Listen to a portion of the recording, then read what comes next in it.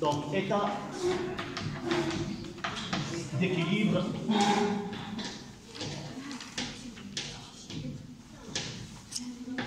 d'un système chimique.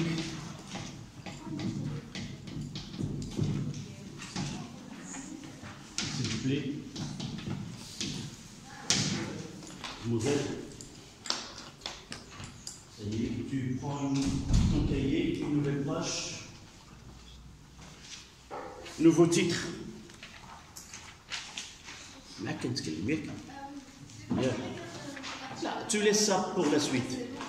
Ce n'est pas le moment de discuter des choses autres que la leçon que nous avons à faire. Évidemment, sans oublier constante.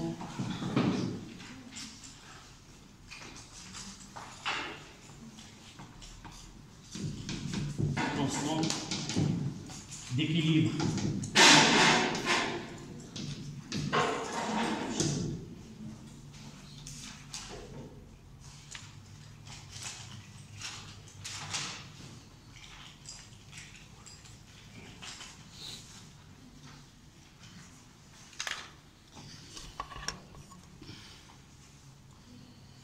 Donc, en réalité, la suite logique de dernière leçon, c'est on est arrivé à un état final à laquelle on est, si vous voulez, où le système évolue vers deux états. Soit un état qu'on appelle maximal, où l'un des réactifs limitants est totalement, le réactif limitant est totalement consommé, soit qu'on arrive à un état final où il coexiste les espèces chimiques mises en jeu dans la transformation. Et nous avons parlé à la fin que généralement il existe des transformations chimiques qui aboutissent à un état final au cours de laquelle il existe toutes les espèces chimiques mises en jeu dans cette transformation. C'est-à-dire qu'il n'y a pas consommation totale de l'espèce limitante. Et par la suite, nous avons déterminé cet état à partir de taux d'avancement. Lorsqu'au taux est inférieur à 1, dans ce cas-là, on dit que la transformation est limitée et elle conduit à un état d'équilibre dans lequel, comme je viens de dire, toutes les espèces mises en jeu dans cette transformation existent avec des proportions bien déterminées. Et même, nous avons déjà déterminé comment peut-on calculer les concentrations de ces espèces, comment nous avons pu déterminer la composition de ce mélange final de cette transformation chimique.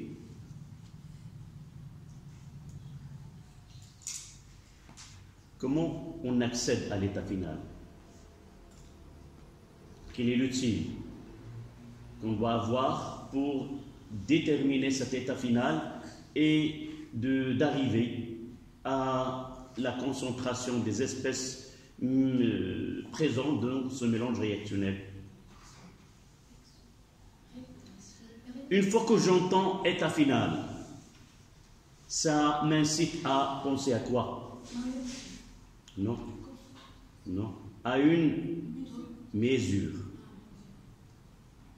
Nous avons étudié l'évolution des transformations chimiques par mesure de pH et nous avons abouti à détermination de la concentration de H3+, de A-, de AH et ainsi de suite. Et la deuxième partie, nous avons accédé à la détermination des concentrations de mélange réactionnel par mesure de conductivité ou de conductance.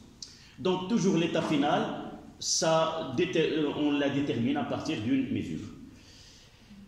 Cette leçon, et vers la fin, on va essayer de regrouper toutes les transformations chimiques et nous allons, au lieu de suivre l'évolution ou déterminer si elle est totale ou si elle est limitée, à partir de taux, on va changer d'instrument. Au lieu d'utiliser ce taux, on va utiliser une autre grandeur qui est la constante d'équilibre. Et vers la fin, on va essayer de parler d'une réaction éventuellement qui évolue vers l'équilibre et déterminer cette constante, qu'on parle de la constante d'équilibre. Et à partir de là, on va essayer de dire soit cette transformation elle est totale, soit cette transformation elle est limitée. De la même façon qu'avec taux. Taux est égal à 1, transformation totale. Taux est inférieur à 1, ça veut dire transformation limitée. Avant cela, cette grandeur-là qu'on appelle la constante d'équilibre, avant cela, au lieu de suivre, comme nous avons fait dans les leçons précédentes, on suit l'évolution d'un système à partir de x, qui est l'avancement de la transformation. Là, on prendra, au lieu de suivre avec x, qui est l'avancement, on va suivre avec la grandeur qu'on appelle le quotient de réaction. Le quotient de réaction est un outil ou un moyen qui permet de suivre l'évolution du système au cours du temps, et elle a une valeur bien définie qui caractérise un état particulier, et à partir de cet état particulier, on peut déterminer ou arriver à cette composition de mélange réactionnel. Donc, avant de parler de la constante d'équilibre, c'est une constante qui caractérise cet équilibre, on va d'abord étudier l'évolution et comment suivre l'évolution au cours du temps. C'est à partir de quotient de réaction. Donc, 1 en chiffre romain.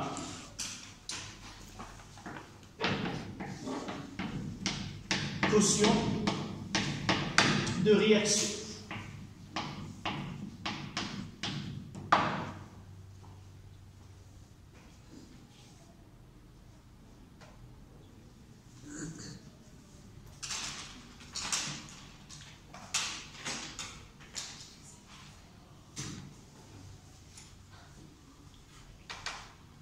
Donc, on commencera par un 1. Définition.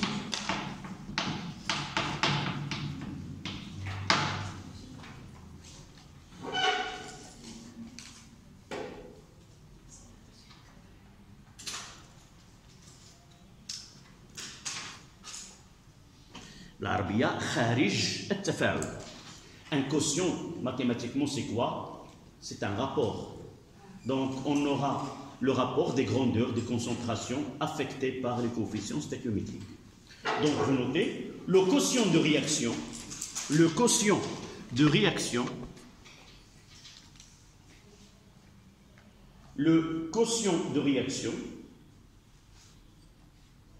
est une grandeur qui caractérise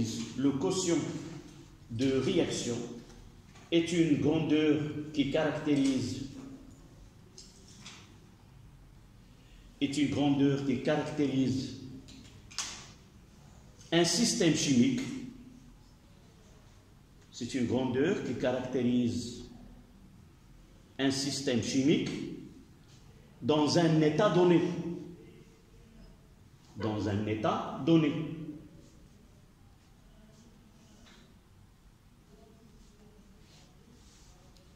Virgule. Sa valeur au cours de la réaction,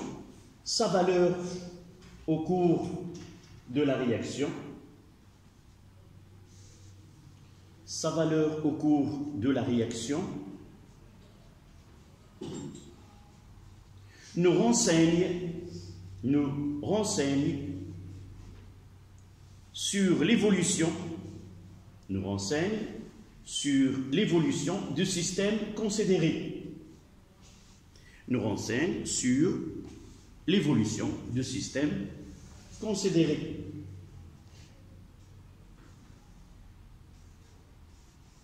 Point. Son expression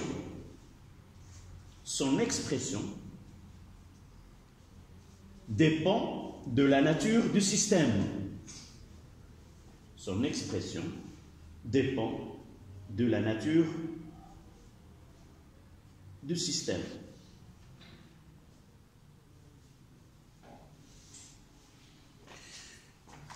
Donc, on prendra un exemple, cette définition. On mettra A plus alpha, une transformation chimique dans lesquelles A, B, ce sont les réactifs, C et D sont les produits, alpha, bêta, les coefficients stéchiométriques des réactifs, et delta et gamma, ce sont les réactifs. Donc bêta fois B, on parle de gamma C plus delta D. D'accord? Et dans ce cas-là, vous savez que A et B sont des réactifs. Vous écrivez en même temps que moi, sont des réactifs. On l'écrit exemple. Non, juste au-dessous. Alpha, B et C, C et D sont des produits. Et alpha, bêta, gamma, alpha, bêta, gamma et delta sont les coefficients stéchiométriques.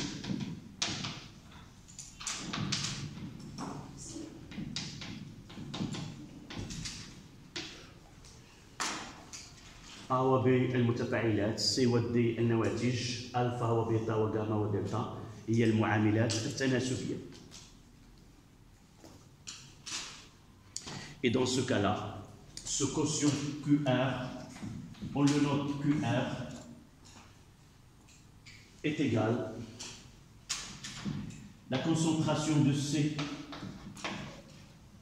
à la puissance gamma fois la concentration de D à la puissance gamma, à la puissance delta, sur la concentration de A à la puissance alpha, fois la concentration de B à la puissance bêta. Donc les produits de concentration des produits affectés par les coefficients stéchiométriques sur le produit des réactifs affectés à la puissance les coefficients stéchiométriques.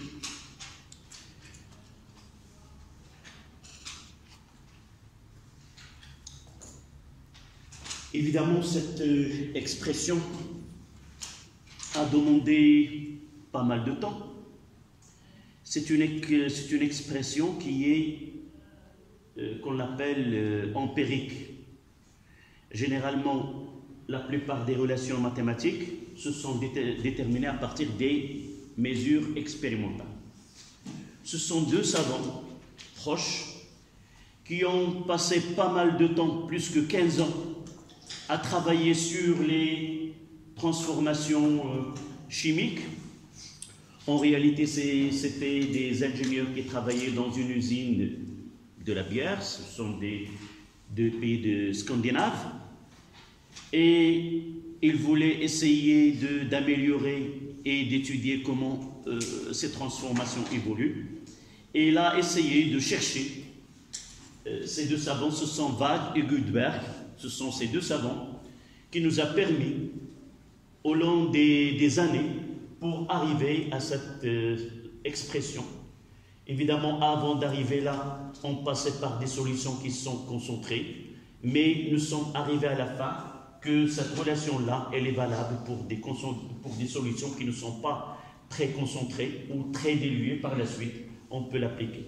Donc, c'est une relation qui est basée sur des études expérimentales. On fait une réaction, on calcule la concentration de C, celle de D, de A et de B.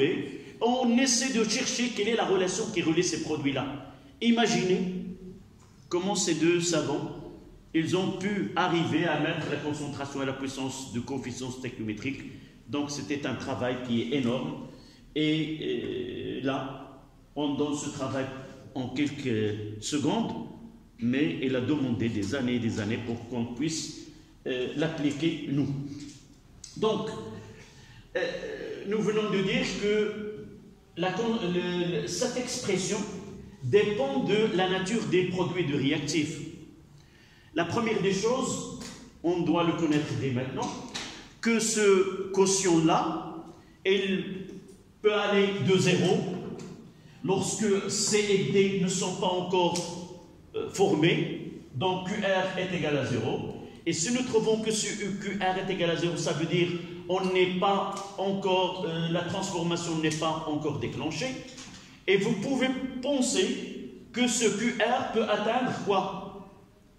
La valeur maximale. Une valeur qui est infiniment grande lorsque l'une des deux, A ou B, est totalement épuisée.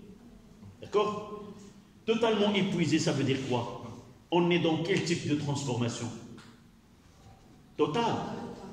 Et n'est pas d'une valeur donnée pour des transformations qui ne sont pas, tant que A et B ne sont pas totalement, ou l'un des deux n'est pas totalement consommé, on est dans une transformation qui est limitée. Donc vous voyez que ce QR nous permet de donner une appréciation sur sa transformation.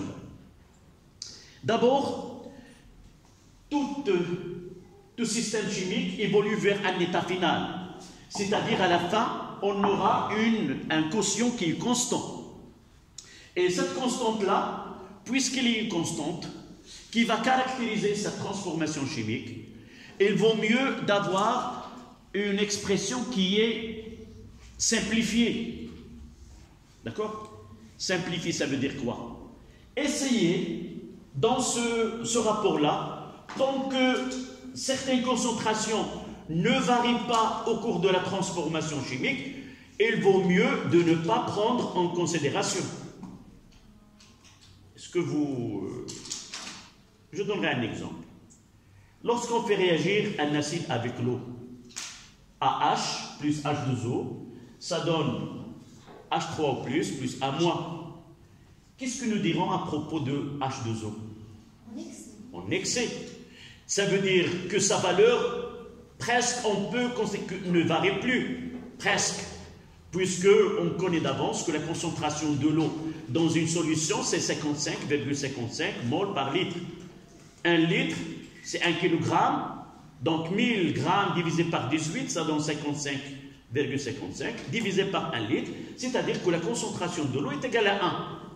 Donc, de cette vision-là, si nous avons H2O ici, la règle ou la convention qu'on va suivre, il nous dit que ce n'est pas la peine de faire intervenir l'eau dans cette expression. Tout simplement, on va lui donner 1. D'accord? C'est ça la phrase que nous venons de dire que... Voilà, donc, on passera à 1-2.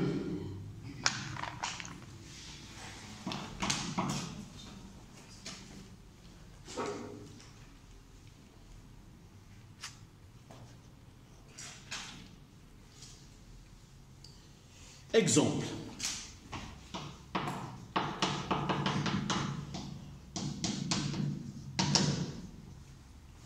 On passera à 1-2, exemple.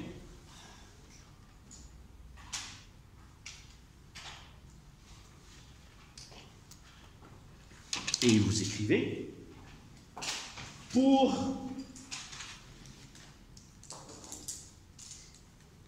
écrire l'expression de QR, pour écrire une convention, pour écrire l'expression de QR, on doit suivre les conventions suivantes.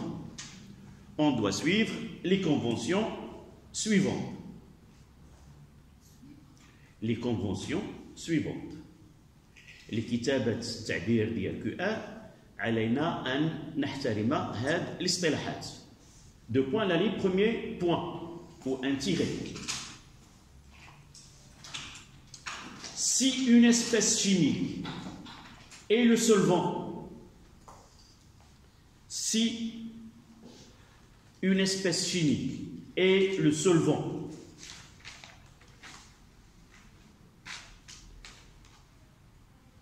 vous ouvrez la parenthèse, pour nous c'est toujours l'eau, vous ouvrez la parenthèse, l'eau pour les solutions aqueuses. L'eau pour les solutions aqueuses.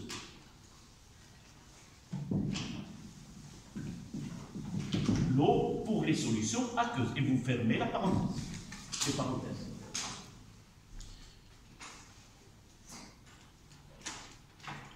On remplace dans l'expression de quotient de réaction, on remplace dans l'expression de quotient de réaction, on remplace dans l'expression de quotient de réaction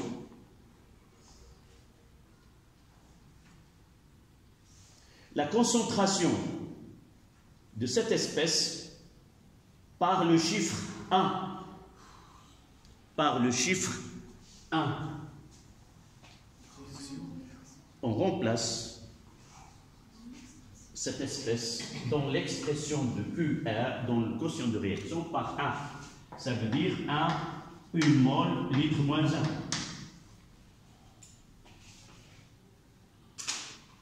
Deuxième tir. Si une espèce chimique est solide, si une espèce chimique est solide,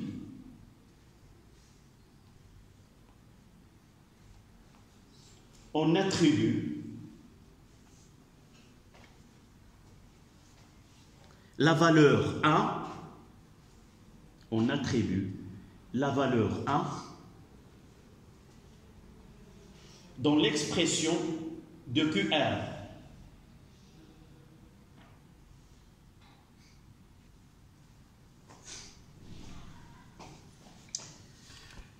À la ligne. Si une espèce chimique est gazeuse, c'est une espèce chimique est gazeuse,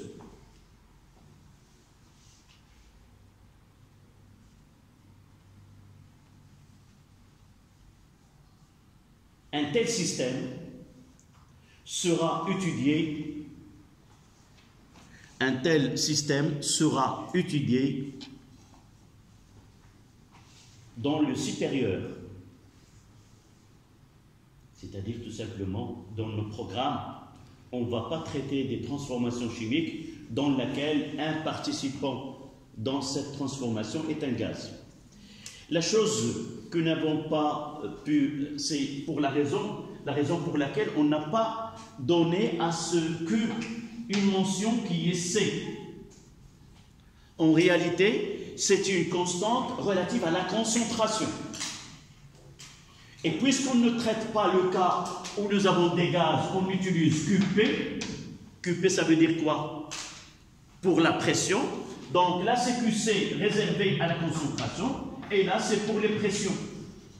Et puisque nous ne traitons pas ce cas-là, on parlera de Q. Mais dans vos études supérieures, vous allez trouver QC ou KC et KP. Ça veut dire qu'il y a une constante relative à lorsque les transformations s'effectuent à la phase gazeuse, et lorsqu'elles s'effectuent à la phase en solution, on utilise KC. D'accord? Voilà une petite... Maintenant, avec ces conventions, lorsqu'on parle de conventions, ce sont en semi, d'accord? هي اصطلاح تم اتفاق اننا غير باش نوضح هي ثابته منين غادي ناخذ واحد المقدار اللي هو ثابت حتى هو ما غادي يغير لي حتى شي حاجه اذا غادي ناخذ بعين الاعتبار شنو الانواع اللي كتغير الا تغيرت غتغير لك ولكن اللي دخلت 2 غرام d'insuline donc rien ne va donc il va passer soit il va passer à l'état solution à queue et là on va le traiter d'accord. Donc, c'est une convention uniquement pour avoir des valeurs qui ne sont pas très grandes ou très petites. Ça dépend donc, c'est une convention que nous avons traitée. Donc, les exemples. On va prendre le cas, un système qui est homogène. Au milieu,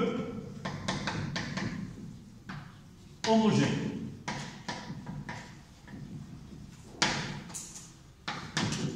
Qu'est-ce que ça veut dire un milieu homogène? Là, si vous voulez,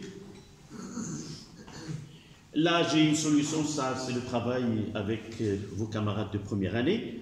Là, une solution de sulfate de cuivre 2, solution de bichromate de potassium, Et là, c'est un mélange où j'ai mélangé les deux solutions. Là, c'est un milieu qui est homogène, j'arrive pas à voir vraiment cette solution ou celle-là. Donc, j'arrive pas à différencier. Il n'y a pas un solide, il n'y a pas deux phases. Donc, c'est pour cela qu'on parlera d'un système qui est homogène, qui constitue une seule phase et j'arrive pas à différencier de point de vue par l'œil qu'il y a plus qu'un produit. Donc, je donnerai l'exemple là. C'est CH3, nous l'avons déjà traité cet exemple. CH3COOH, c'est l'acide éthanoïque plus l'eau. Et ça donne CH3COO-AQ plus H3O+. Et une fois que j'ai devant moi une équation d'une transformation chimique, c'est là qu'on aura besoin de lire l'état ici. Vous avez dit si on oublie, mais vous avez de la chance que si on vous donne cette équation, on mentionne l'état afin de différencier dans l'écriture. Nous voyons ici que l'eau joue le rôle H2O. C'est quoi? Et le solvant. Donc je donnerai à la concentration de H2O dans ce cas-là est égale à 1 mol litre moins 1. Les autres sont des espèces non particulières, et par la suite j'écrirai QR est égal, c'est la concentration de CH3COP moins AQ, et je mettrai là un I. Ça veut dire quoi? À un instant donné, la concentration I fois la concentration de H3O plus I, le tout sur la concentration de CH3COOHI.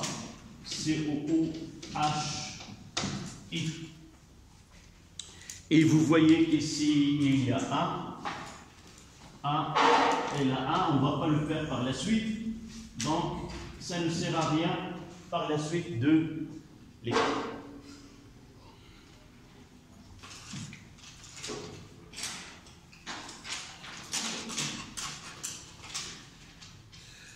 Un autre exemple, nous avons déjà dans les réactions d'oxydoréduction, nous avons étudié l'action de MnO4- sur Fe2+. Nous avons, voilà cette équation, MnO4 plus 5 Fe2+ AQ plus 8H+.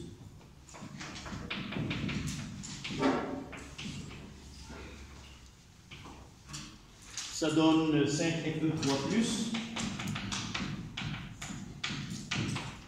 plus Mn2+, plus 4H2O.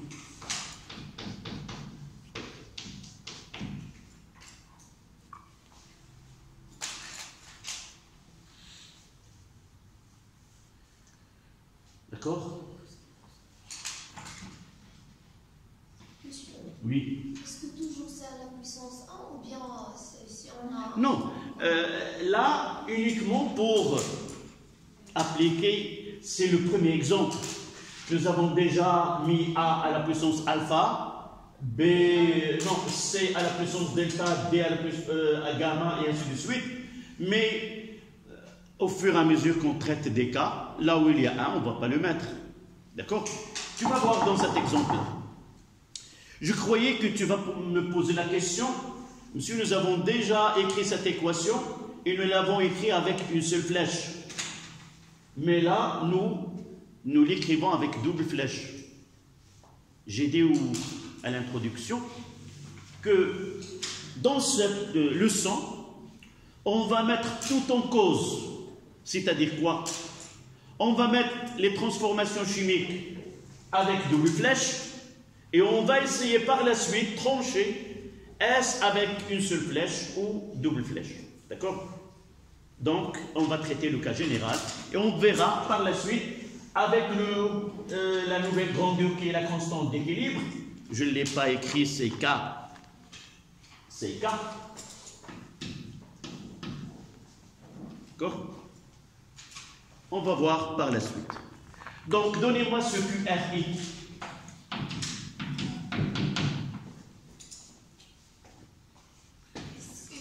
Oui. Je commencerai par...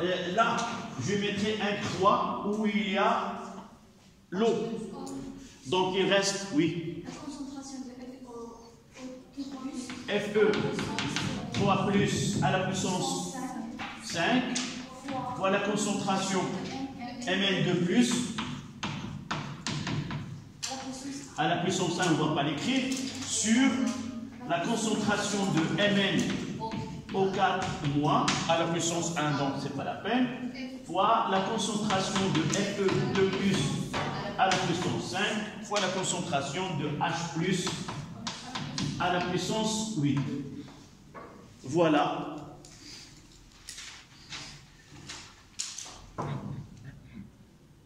Évidemment, on ne va pas écrire 1 à la puissance 4.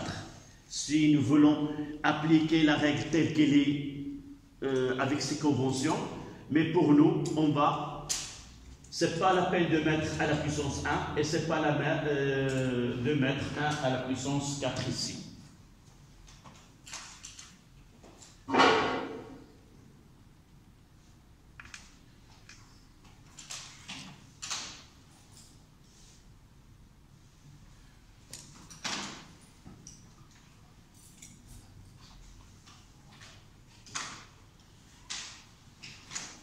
Donc là, je vais donner un autre exemple avec des calculs.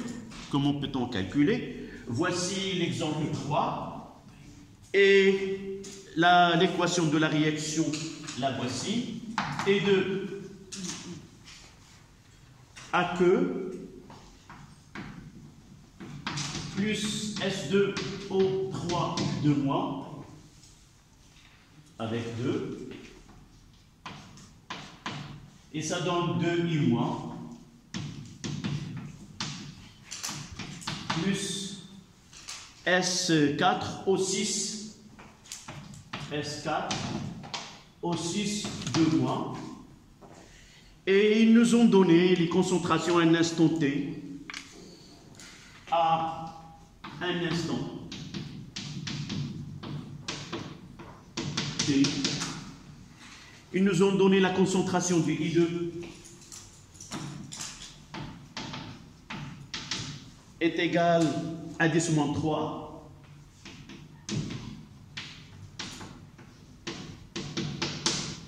Concentration de S2 O3 de moins est égale de 10-3.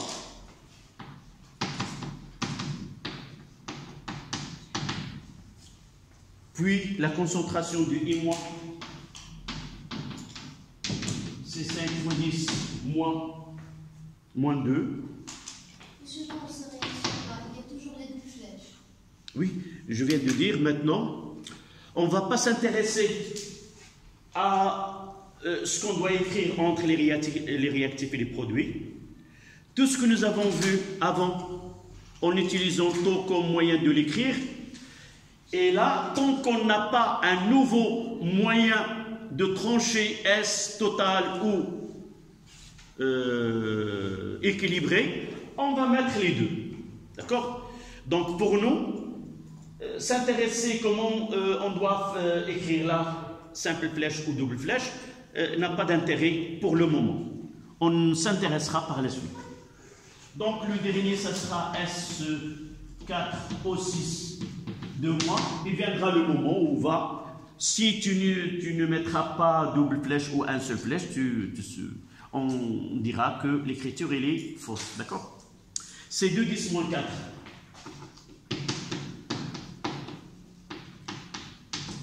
Voilà. La concentration monte pas. Oui, c'est toujours la même. Mol, lettre moins.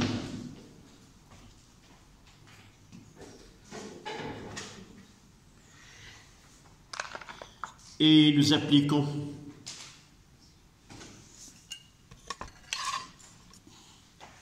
nous appliquons la QRI est égale, oui, la concentration de I au carré fois la concentration de S4O8 6 sur la concentration de I2 fois la concentration de S2O3 à la puissance 2. On fait l'application numérique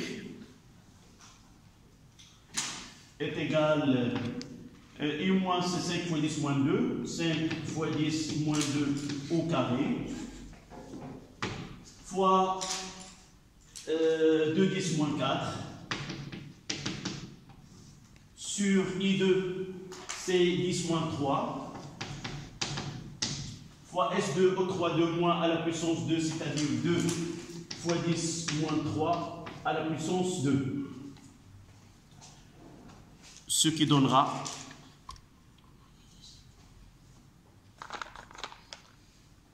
d'après les calculs que j'ai devant moi, QR c'est 125. Essayez de vérifier. 125. Une chose que je n'ai pas dit lorsque j'ai défini QR, c'est ça ou 125? Je n'ai pas mentionné une chose, c'est que la constante ou ce quotient est sans unité. On ne va pas appliquer l'équation en dimension de dire voilà c'est mol carré, d'accord? À condition qu'on travaille avec mol par litre. Nous devons utiliser l'unité mol par litre et QR est sans unité. Donc on va l'écrire ici. Donc QR est sans unité à condition que la concentration soit exprimée en mol litre moins 1. Je vais la mettre en couleur pour qu'il attire votre attention. QR est sans unité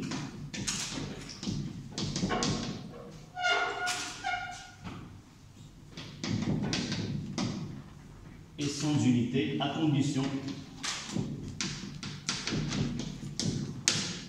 d'exprimer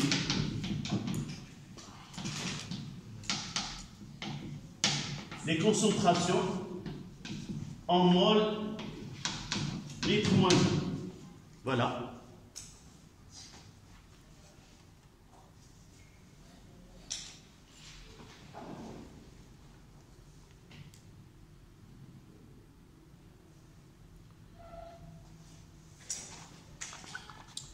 Ce qui nous ramène, deuxième point, milieu hétérogène.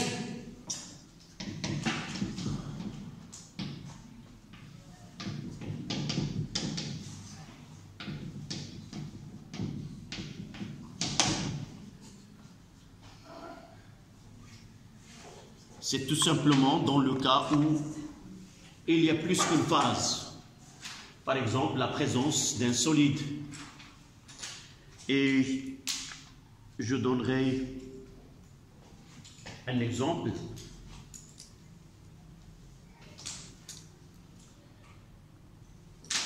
C'est FE 3 plus AE plus 3 H au moins AE. Ça donne FE au H3 qui est solide.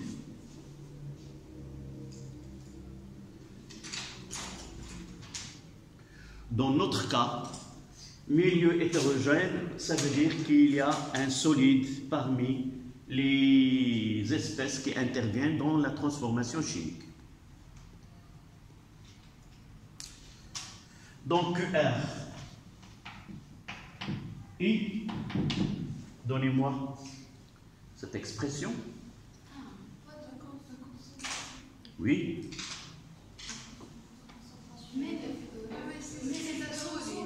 Oui. Donc, 32. 1 sur sur la concentration de Fe3 plus fois la concentration de H au moins à la puissance 3. Voilà. Là, c'est un solide. Solide. On lui donne 1.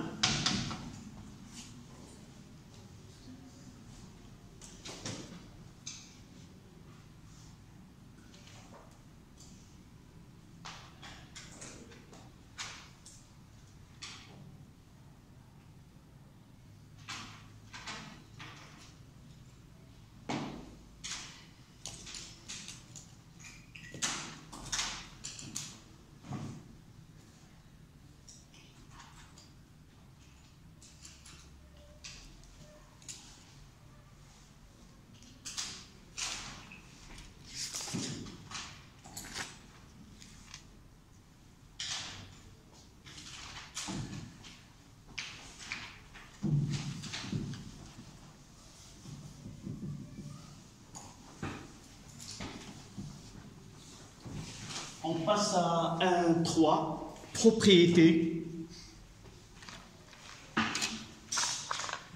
1.3, propriété.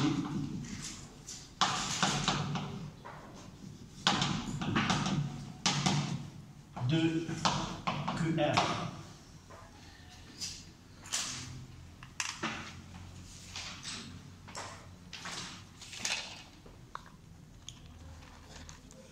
On va commencer par un exemple qui est, au lieu de faire, là c'est une réaction de précipitation, on peut écrire une équation FeOH3, ça donne Fe3 plus 3H au moins.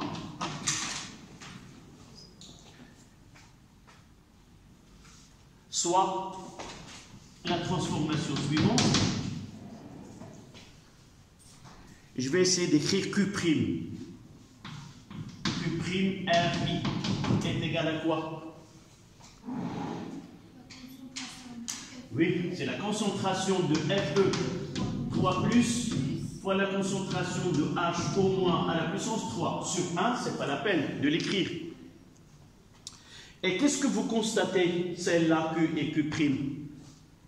L'inverse. Voilà, c'est l'inverse. C'est-à-dire, l'expression, c'est ça la première propriété, l'expression de QR dépend de la façon avec laquelle on écrit l'équation.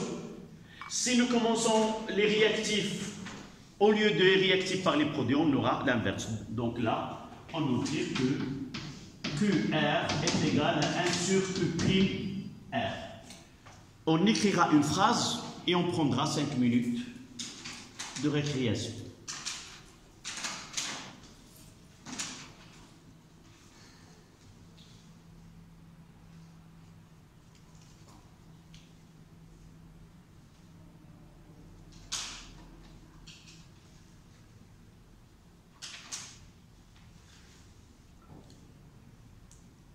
Vous écrivez l'expression de quotient de réaction, l'expression de quotient de réaction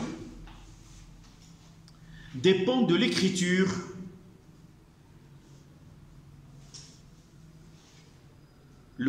l'expression de quotient de réaction dépend de l'écriture de l'équation de cette réaction.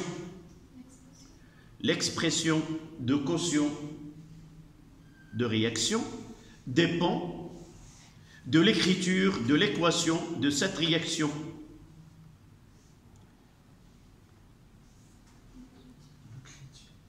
Dépend de l'écriture de cette équation. بمعنى يقول لك التعبير الصيغه اللي غادي يكتبوا بها خارج التفاعل راه كيتعلق بالطريقه كيفاش غادي يكتبوا بها معادله ديال التفاعل. الا كتبناها بواحد الصيغه وغيرناها فحتى داك خارج التفاعل غادي يكون مغير. Point. Les quotients de réaction de deux, les quotients de réaction de deux transformations inverses les quotients de réaction de deux transformations inverses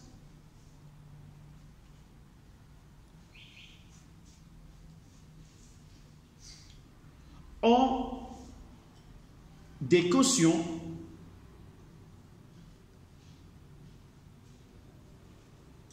inverses. Ça veut dire l'un est l'inverse de l'autre. Voilà, on prendra 5 minutes et on continue juste après.